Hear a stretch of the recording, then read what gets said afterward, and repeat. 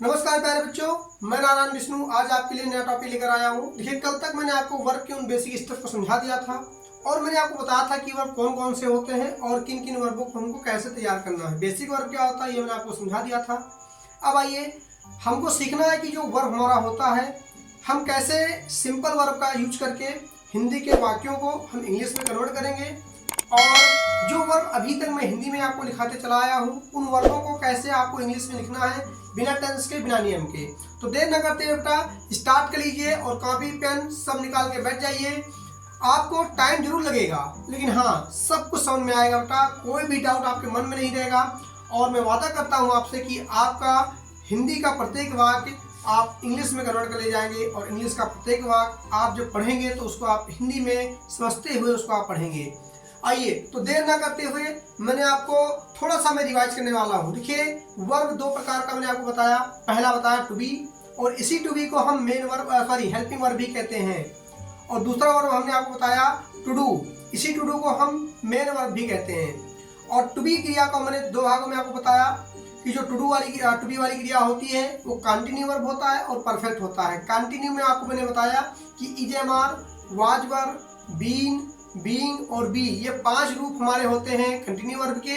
और has, have, had और have, having और हैव, ये हमारे पांच फॉर्म परफेक्ट वर्ब के होते हैं। यानी ये पांच जो फॉर्म हमारे हैं ये हमारे कंटिन्यू फैमिली है और जो आपके पांच हैं आपके हैज, हैव वाले, ये हमारे परफेक्ट फैमिली है। अब हमको सीखना है कि हमारे कौन कौन से वर्क हम डेली बेस पे करते हैं। तो बेसिकली हम तीन प्रकार के वर्क करते हैं। पहला वर्क हम करते हैं बेटा कंटिन्यू वर्ब का। हमारा पहला वर्ब होता है बेटा कंटिन्यू का। और दूसरा वर्ब हमारा होता है बेटा वर्ब परफेक्ट का। देखिए, कोई काम अगर कंटिन्यू होगा बेटा, देखिए परफेक्ट बाद में आता है।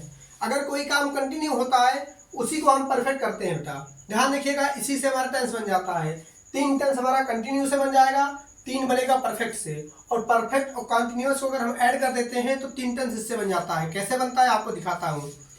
जैसे हमने कहा present continuous tense, future continuous tense और पास्ट कंटिन्यूअस टेंस, तीन इससे बन गए कंटिन्यू से। अब आइए, present perfect tense, future perfect tense और पास्ट परफेक्ट टेंस, तीन इससे बन गए हमारे। तो तीन तीन छह हो गए। अब इन दोनों को ऐड कर दीजिए, present perfect continuous tense, past perfect continuous tense और फ्यूचर परफेक्ट कंटिन्यूअस टेंस। यानी इन्हीं दोनों वर्बों का यूज करके हम 9 टेंस बना लेते हैं। और जब इन दोनों वर्बों का जब हम यूज नहीं करते हैं तो जो हमारा टेंस बनता है वो हमारे इंडेफिनिट बनते हैं। कोई दिक्कत? यानी जो हमारा परफेक्ट वर्ब होता है वो कंटिन्यू, ये एक ऐसा वर्ब होता है जो डेफिनिट होता है। डेफिनिट मीन्स जो निश्चित होता है। क्या होता है? निश्चित होता है। और जो काम हमारा बेटा निश्चित ना हो यानी अनिश्चित हो, उसी काम को हम इनडेफिनिट कहते हैं। डेफिनिट मीन्स निश्चित और इनडेफिनिट मीन्स अनिश्चित। यानी जो हमारे टेंस होते हैं वो क्या होते हैं? हमारे अनिश्चित होते हैं। कोई दिक्कत? सबके समझ आ रहा बेटा? अब आइए, तो ये मैं वन बाय वन आपको सिखाने जा रहा हूँ। तो एक काम हमारा होता है, देखिए बेटा बेसिकली हम तीन काम करते हैं। पहला काम एक ऐसा जो काम जारी होता है और एक ऐसा काम जो परफेक्ट होता है। दो काम हमारे हो गए। और एक काम और ऐसा होता है जो ना जारी होता है ना परफेक्ट होता है। जब आपको मैं एग्जांपल दूंगा तो आपको जल्दी समझ में आ जाएगा। तो आइए बेटा लेट ना करते हुए समझाते हैं आपको। पहला आप लिखना बेटा जारी वाली क्रिया, जारी वाली क्रिया, इसको हम हिंदी में कह सकते हैं बेटा कंटीन्यूअस वर्ब। क्या कह सकते हैं बेटा? Continuous verb.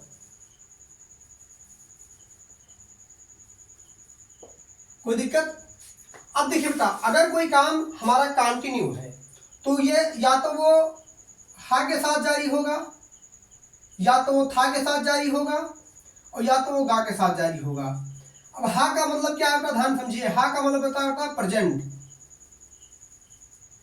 और था का मतलब पास्ट, और गा का मतलब फ्यूचर। ये हिंदी के प्रतीक होते हैं, हा, था और गा। यानी अगर कोई काम हा के साथ जारी है, यानी कि प्रेजेंट में कोई काम जारी है, तो कंटिन्यूअस वर्ब का प्रेजेंट फॉर्म का हम यूज करेंगे इज एम आर। अगर कोई काम हा के साथ जारी है तो हम क्या लगाएंगे बेटा? वहां इज एम आर लगाएंगे। क्यों लगाएंगे? क्योंकि is am are continuous verb का प्रेजेंट फॉर्म है, और जब काम ही हमको प्रेजेंट में करना है तो भैया हम क्या लगाएंगे, प्रेजेंट ही लगाएंगे। भाई प्रेजेंट का काम है तो प्रेजेंट लगाया जाएगा। अब आइए पास्ट है, तो अगर कोई पास्ट है तो हम वाज वर्ब लगाएंगे। अब प्रश्न है सर वाज वर्ब क्यों लगाओगे, क्योंकि वाज वर्ब हमारा कंटिन्यूअस वर्ब है और पास्ट फॉर्म है ये, तो पास्ट में कोई काम करना है तो पास्ट का लगाएंगे, कोई दिक्कत। अब जाइए हमारा आता है फ्यूचर, तो फ्यूचर के लिए कोई फ्यूचर फॉर्म बनाया ही नहीं है, ना हमने आपको पढ़ाया है ना अंग्रेजों ने बनाया है। अब भैया प्रश्न आता है सर तो हम फ्यूचर के वाक्यों को कैसे बोलेंगे, तो अंग्रेजों ने बेटा इसके लिए एक नया तरीका बताया है कि अगर कोई सेंटेंस आपको फ्यूचर में यूज करना है, कोई सिंपल सेंटेंस, ध्यान रखना बेटा, खास तौर पे अगर कोई सिंपल सेंटेंस है हमारा और अगर उसको फ्यूचर में यूज करना है तो हमको बिल और सेल लगाना है। क्या लगाना है, बिल और सेल। अभी बिल सेल होता क्या है, ध्यान रखना होता है, बिल और सेल हमारे मॉडल होते हैं। क्या होते हैं, मॉडल्स होते हैं जिनका प्रयोग हम सिंपल सेंटेंस के रूप में करते हैं, यानी कि जिसका हम यूज साधारण वाक्यों में फ्यूचर फॉर्म के सेंटेंस को बनाने के लिए हम करते हैं, कोई दिक्कत। तो यहाँ बिल सेल लगा दिया हमने। अब देखिएगा ध्यान से, बिल सेल लगाने से ये कंटिन्यूअस नहीं हो जाएगा। बिल सेल केवल फ्यूचर का प्रतीक है, किसका प्रतीक है, फ्यूचर का। अब अगर कोई काम, ये तो बिल सेल फ्यूचर हो गया, लेकिन काम तो जारी करना है, और जारी करने के लिए आपको मैंने बताया है कि ईजेएमआर का ही परिवार लगेगा। क्या लगेगा, ईजेएमआर का ही फैमिली लगेगा ना।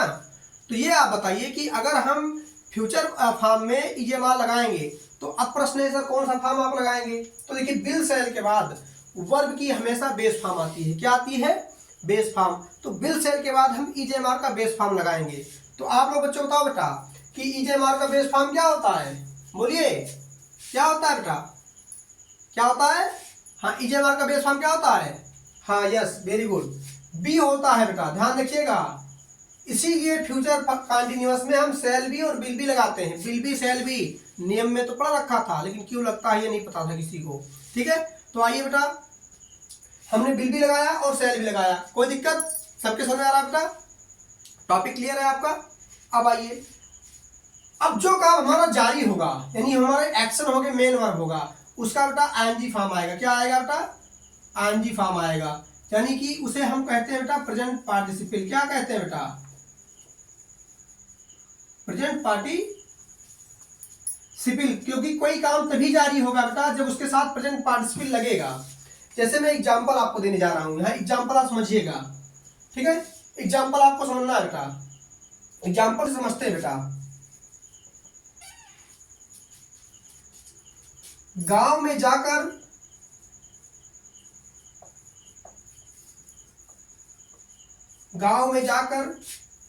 एक लड़का एक नई योजना बनाने के लिए, एक नई योजना बनाने के लिए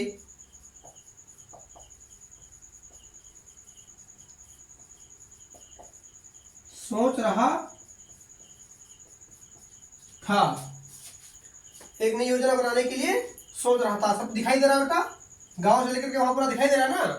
अब आइए, अब समझना क्या बेटा, हमने आपको कहा था वही पुरानी विधि हमको अपनाना है। इसमें सोच रहा क्या है हमारा बेटा, वर्ब है।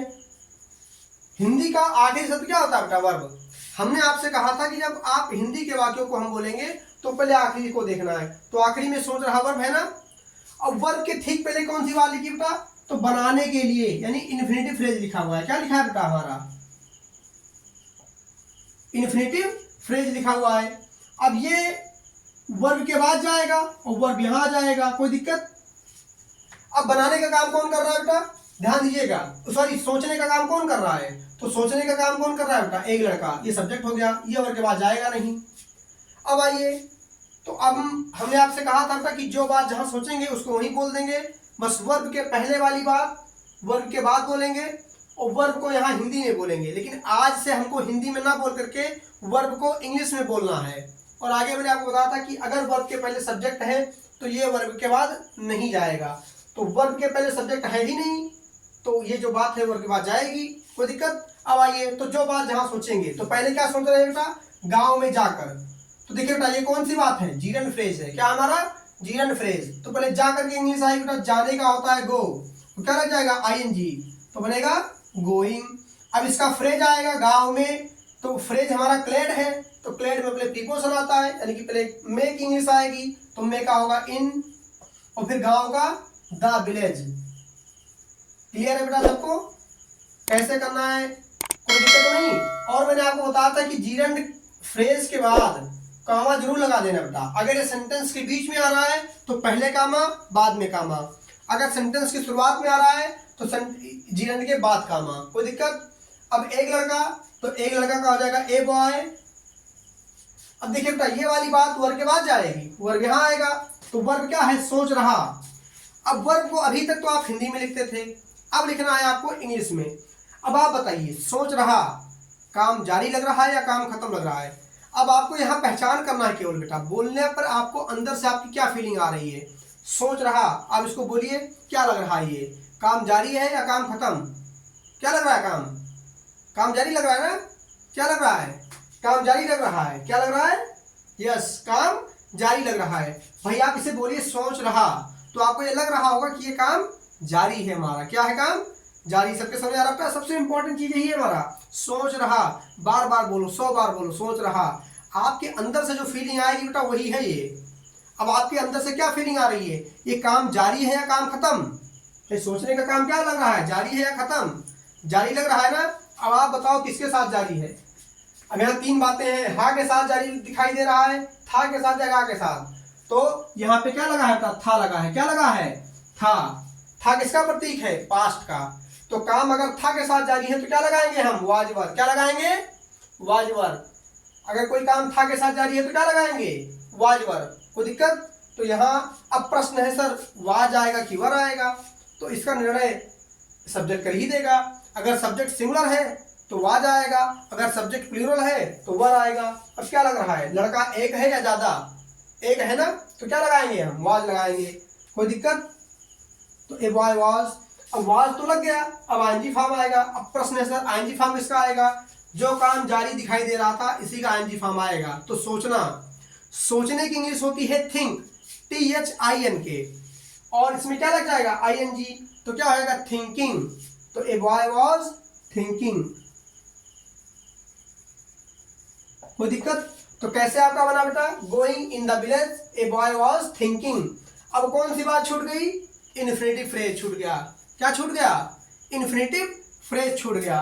तो ये वर्ग के बाद जाएगा, तो जब वर्ग के बाद जाएगा तो पहले क्या आएगा आपका, बनाने के लिए क्या आएगा, इन्फिनेटिव तो आएगा। भाई हमने आपको पढ़ाया क्या था कि इन्फिनेटिव फ्रेज में पहले इन्फिनेटिव आता है फिर उसका फ्रेज आता है। तो इसमें इन्फिनेटिव क्या है, बनाने के लिए, क्या है, बनाने के लिए। तो बनाने का होता है मेक, और क्या लग जाएगा, टू लग जाएगा, तो टू मेक हो जाएगा बेटा, कोई दिक्कत। तो बनाने के लिए आ गया टू मेक, फिर एक नई योजना, तो एक नई योजना का क्या हो जाएगा बेटा, ए न्यू प्लान, कोई दिक्कत। तो कैसे बेटा, एक हिंदी के सेंटेंस को आप डायरेक्टली इंग्लिश टू इंग्लिश करेंगे बेटा, हमको वर्ब को भी क्या लिखना है, इंग्लिश में लिखना है। यानी कि ये काम वाज के साथ जारी था। अगर आपसे कोई पूछता है कौन सा टेंस है, तो सिंपल सी बात है, ये पास्ट फॉर्म था, यानी कि ये पास्ट में काम जारी था, तो ये कौन सा टेंस हो गया, पास्ट कंटिन्यूअस हो गया। भाई क्या हो गया हमारा, पास्ट कंटिन्यूअस टेंस। ये कौन सा सेंटेंस है हमारा, पास्ट। कैसे पहचाने, सर काम जारी था और पास्ट में जारी था। अगर कोई काम पास्ट में जारी होता है तो पक्का है पास्ट में जारी मतलब कंटिन्यू, यानी कि पास्ट कंटिन्यूअस हो गया, जारी हो गया, वही कोई दिक्कत। तो अगर बेटा टेंस की पहचान कैसे करेंगे हम, अगर कोई सेंटेंस जारी है, प्रेजेंट में जारी है तो प्रेजेंट कंटिन्यूअस टेंस कहलाएगा, पास्ट में जारी है तो पास्ट कंटिन्यूअस कहलाएगा, और फ्यूचर में जारी है तो फ्यूचर कंटिन्यूअस टेंस कहलाएगा। तो कैसे हमको सेंटेंस को 1 बाय 1 सीखना है बेटा, ये सबसे इंपॉर्टेंट टॉपिक होता है। आइए मैं 2-3 एग्जाम्पल आपको और समझाता हूँ। तो आइए प्यारे बच्चों, अगले एग्जाम्पल से हम टेंस को और अच्छे समझते हैं, कोई दिक्कत। चलिए तो लिखते हैं यहाँ पर, लिखिए जब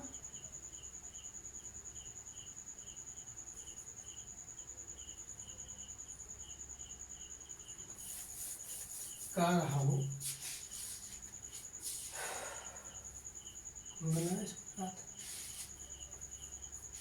टाइम देखो 24 मिनट 18 सेकंड। तो आइए प्यारे बच्चों अगले एग्जाम्पल से और आपको अच्छे समझ में आएगा बेटा। तो यहाँ पे हम लिखते हैं जब बाजार में फल बेचने के लिए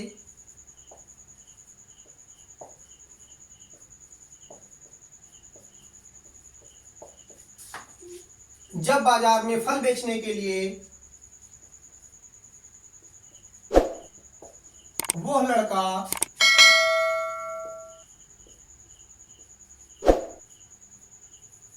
डलिया लेकर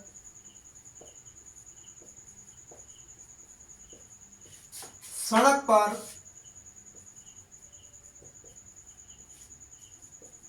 आ रहा था,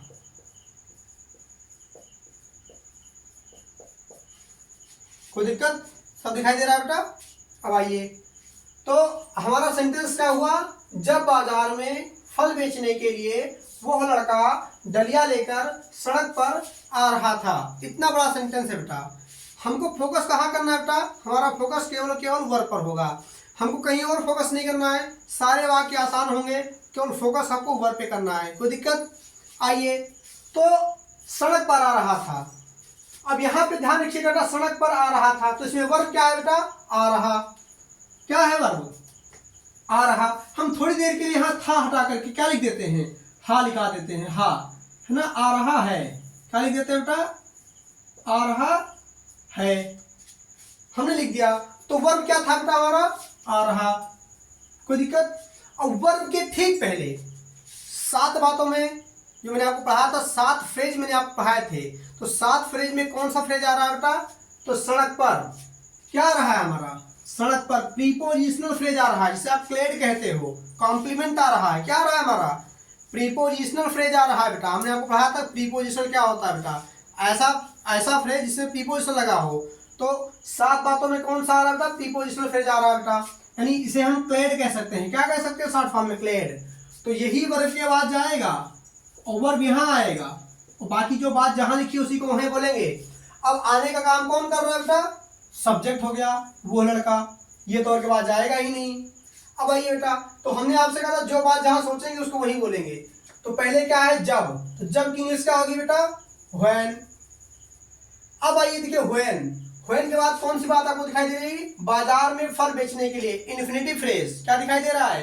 इन्फिनिटिव फ्रेज। तो पहले बेचने के लिए इंग्लिश आएगी, तो बेचने का होता है सेल। क्या होता है? सेल। तो यहाँ पे टू लग जाएगा बेटा। क्या लग जाएगा? टू।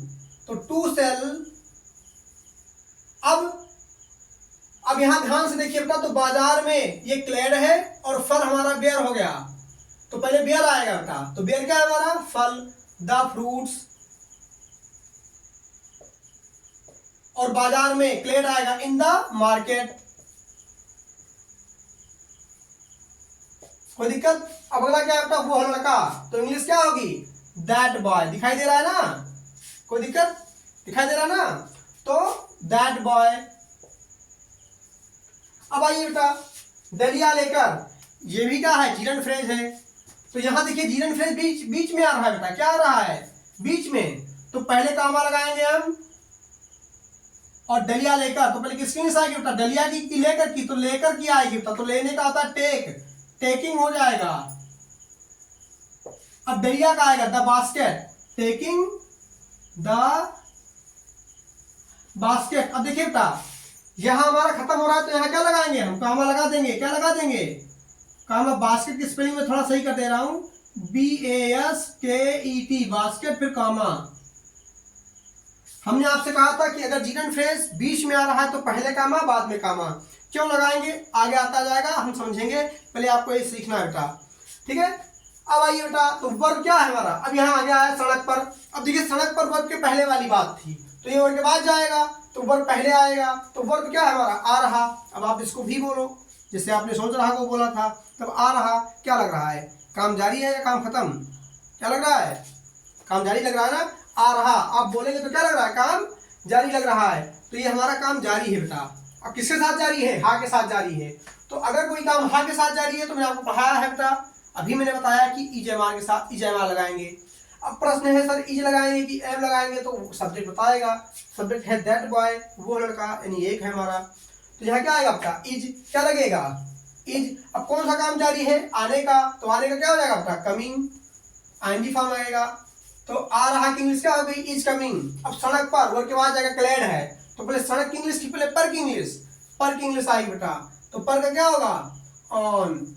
ऑन फिर क्या होगा बेटा हमारा, the road, on the road. कैसे इस सेंटेंस को हमको बनाना आसान है और कैसे हमने इसको बनाया है आपने सब देखा बेटा।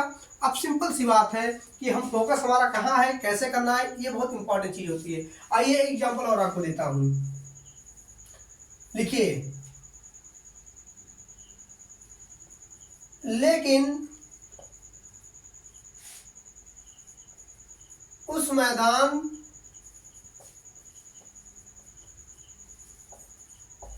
के परे एक आदमी अपने परिवार के साथ